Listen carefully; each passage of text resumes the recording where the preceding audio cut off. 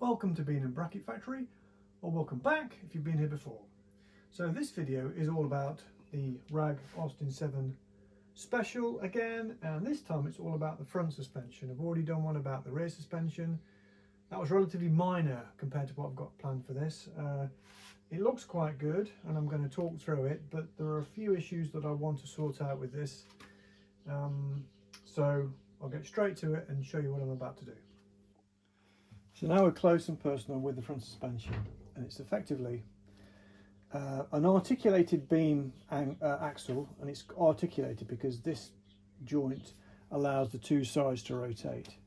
And it's a standard Austin 7, nearly standard Austin 7 leaf spring, but upside down. And it's tied in with these two trailing arms, and it's got standard hubs, standard steering arms, and it's a modified standard track rod. But there are a few issues with it. So the first issue is that the caster is wrong. Now I won't go into quite why it's wrong or when it was wrong, or suffice to say it's before my time, but it's wrong and the handling is bad as a result. Not only is it wrong, but you can't adjust it because everything's braced up. So I want to A, make it right, and B, actually make it adjustable. Second issue is the ride height. The only way you can change the ride height is by changing the distance between there and there, and of course this is fixed. So whatever I do, the ride height will be lower, to the tune of about an inch lower. The third issue, it's difficult to see here, so I'm going to change the camera angle. There we go, that's a bit better. The third issue is the track rod.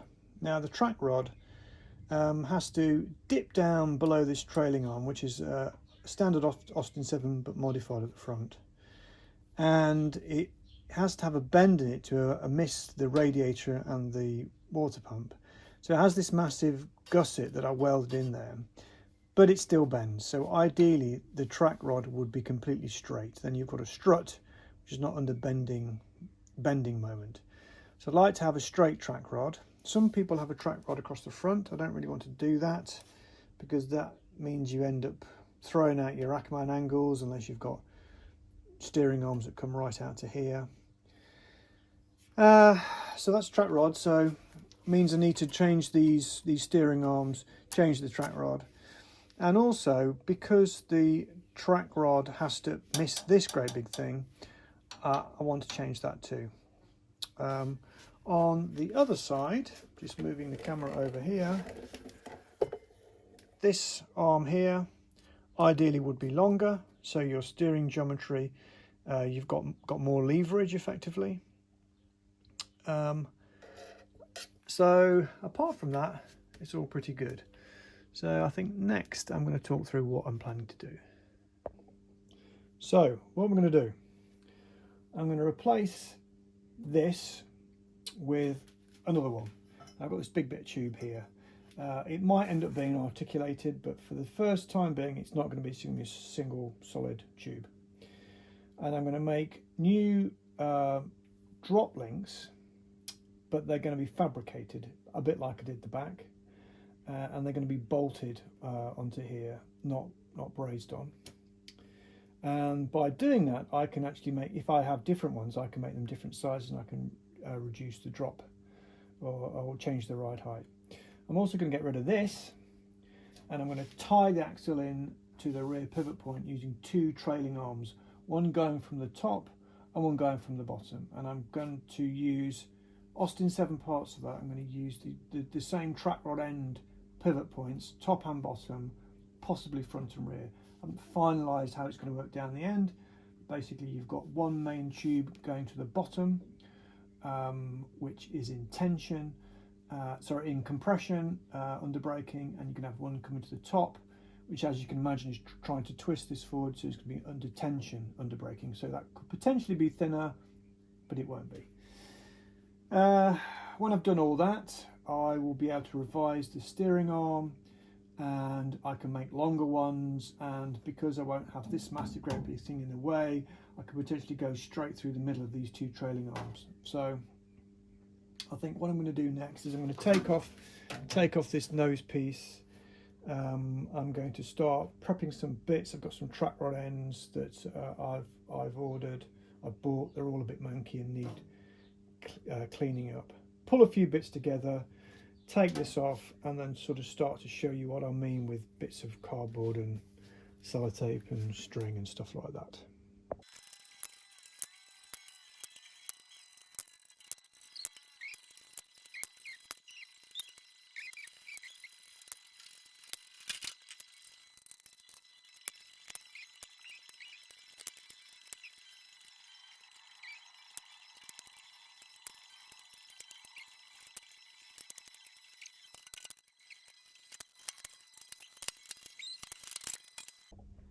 So the nose is off. That wasn't at all painful, was it?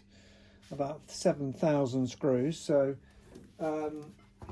this spring, as you can see, it's bolted to the front of the chassis upside down, and that's going to stay where it is. In fact, that's pretty much the only bit. That's the only bit I'm keeping. Everything else is going. So I think next up is to jack it up, take the wheels off, and start taking these bits off, and then I can show you what it is I'm trying to achieve.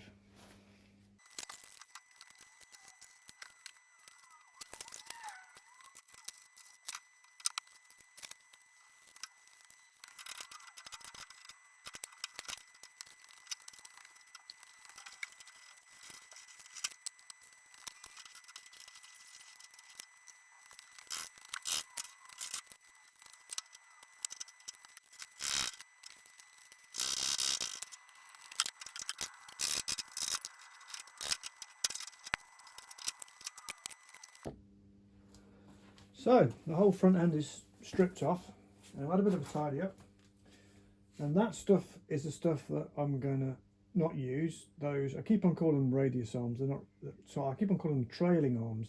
They're not trailing arms, they don't trail, they lead if anything. Radius arms, whatever, but these big things I won't be using. And the track rod, I'll be using the ends but not the actual track rod because it's bent and I want to straighten them. So what I'm going to do, I'm going to put these wooden blocks on here. It won't have the wooden blocks in the final version. This new tube is going to go across here like that. And I may, oh god, this is heavy. I may use this joint in there. I probably will actually, because it's no good to me there. It's quite hard to make.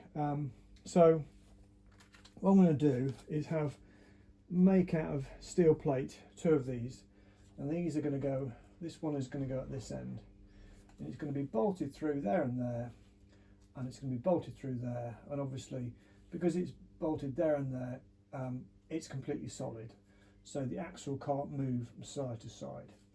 And at this end I'm going to have a single link like that, or one on both sides, and as the suspension goes up and down, of course the length of this changes, but the length of that doesn't change, so this will go from side to side slightly. So obviously we've got a bolt through there and a bolt through there. So what's going to happen behind here, I'll just move around, is I'm going to have they're not trailing arms, 2 links, one going from this top point back to here, and another one going from the bottom point back to here. So if you imagine under braking, it's trying to twist the whole thing that way. So this one is under compression and this one is under tension. And under compression, it will want to bend, and under tension it's obviously much stronger. So what I'm going to do is create 2 links, and I'm actually going to use Austin 7 parts. I'm going to use these track rod ends, one in there. I'm not going to use a track rod, just the ends. One's going to go in there like that, and another one is going to go there like that. And the bottom one is going to be pivoted on there, and the top one is going to go into connection just right near the pivot point there. So that's the plan. Well, that's the plan for that setup, and I'm going to use the standard hubs. Yeah, this is the near side, goes like that. I'm not going to use the steering arms, I'm going to do something else, haven't decided what, and they're going to be longer and the arm is going to go and connect through the middle of these radius arms, and I'm going to have a much higher and a much straighter track rod that goes through there somewhere. Means changing, modifying the rad a bit, but we'll get to that. So that's what I'm going to do. So the plan now is to basically just get cracking. I think I'll start off with the front axle and the drop links and see how far I get. So if you want to see how I get on, then hit subscribe and you'll be automatically notified. So I think that's all for now. I'll check in about a week or so. Thanks for watching. Then hit subscribe and you'll get notified.